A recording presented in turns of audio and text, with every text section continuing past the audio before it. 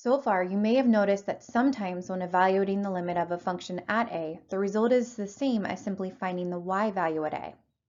That is, what's happening near a is sometimes the same as what's happening at a. This happens when a function is continuous at a. Functions like this are very convenient because it's much easier to simply evaluate a function by substituting it in than it is to evaluate a limit, making a table of values, looking at what's happening near the graph, or using limit laws. So let's look at a definition. Continuity.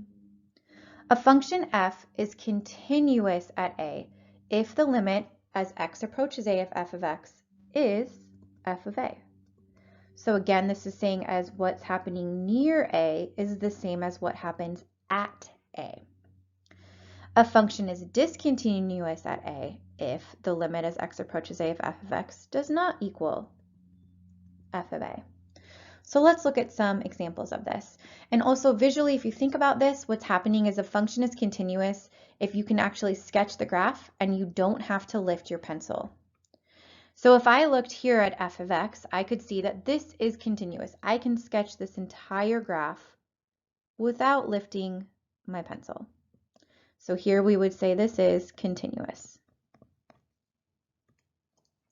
If I looked at this function g, we could see here we could use the definition and see that what's happening, this limit as we're approaching 1 is not equal to the value of the function at 1. So as we're approaching 1, we're at 2. The value of the function at 1 is -2. So we could say this is discontinuous at 1.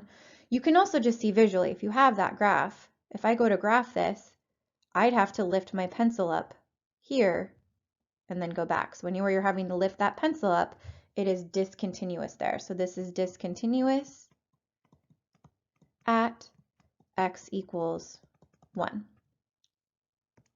Okay, let's look at this one.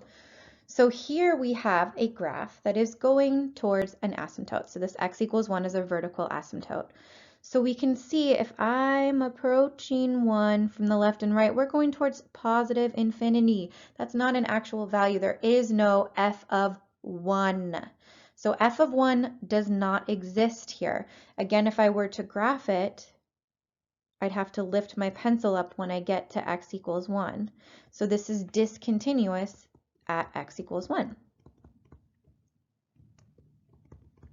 And then the last example I have is when we have something that looks like this. So again, if I were to graph this, I'm fine until I hit x equals 1, and then I have a problem and have to lift up my pencil. So this is discontinuous at x equals 1. So these are all different types of continuities and discontinuities. So we're going to actually define these pretty soon. Let's look at these four graphs more closely to explore different types of discontinuities. Notice the function h isn't all that bad, even at x equals 1. That is, if we approach x equals 1 from the right, the resulting right-hand limit is the same as the function value. So again, if you're approaching 1 from the right, that's going to give us -2, and the function evaluated at f of 1 is -2, so those are the same. So this leads us into the terms of directional continuity. So a function f is continuous from the right at a if the limit as x approaches a from the right is equivalent to f of a.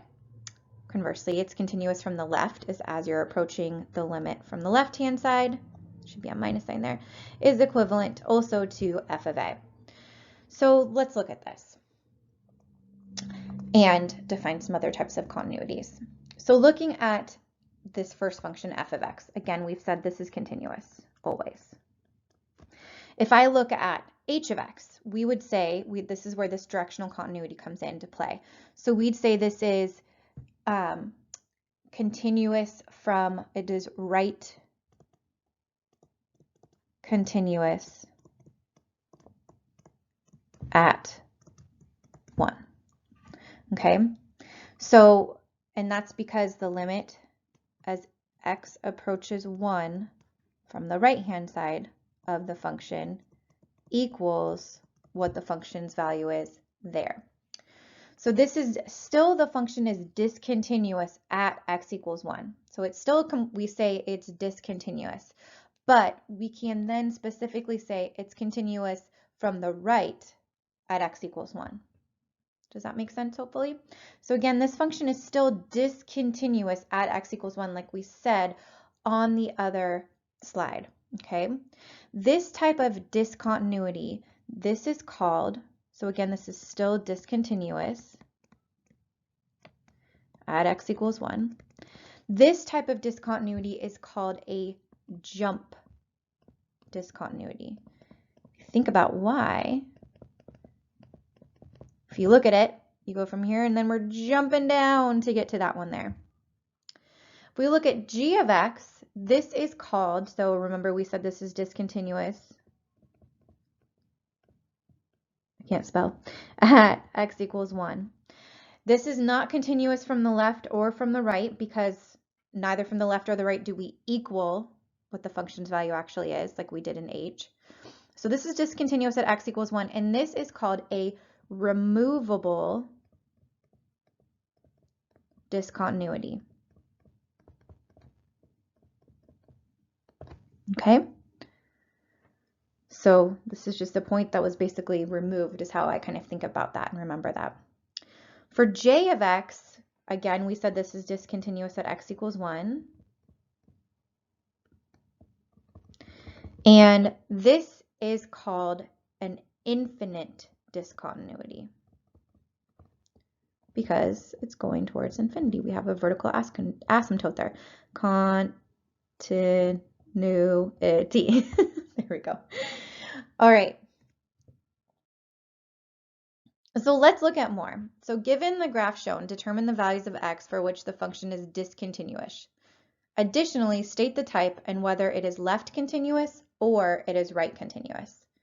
So here we can see I'm going to have an issue. So again, we're going to be lifting up that pencil at x equals -4. So it's discontinuous at x equals -4.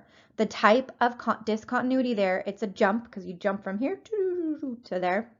So it is a jump discontinuity. And let's see, is it left continuous, right continuous, or neither? So here, as we're approaching -4 from the left, it actually equals what the function is at -4. So the limit as I'm approaching it from the left-hand side is 3. The function is 3 at f of 4 because there's that closed circle there. So we'd say that this is left continuous. Okay, now let's see. Where else are we going to run into some problems? So as I'm going up here, there's a point there, but it's a solid circle, so that means it is fine there. So I don't have to lift up my pencil, but I'm going to get to here and I'm going to have to lift up my pencil again. Dang it. So at x equals 2, we have another discontinuity that is also going to be a jump discontinuity because you'd have to jump to get to that one.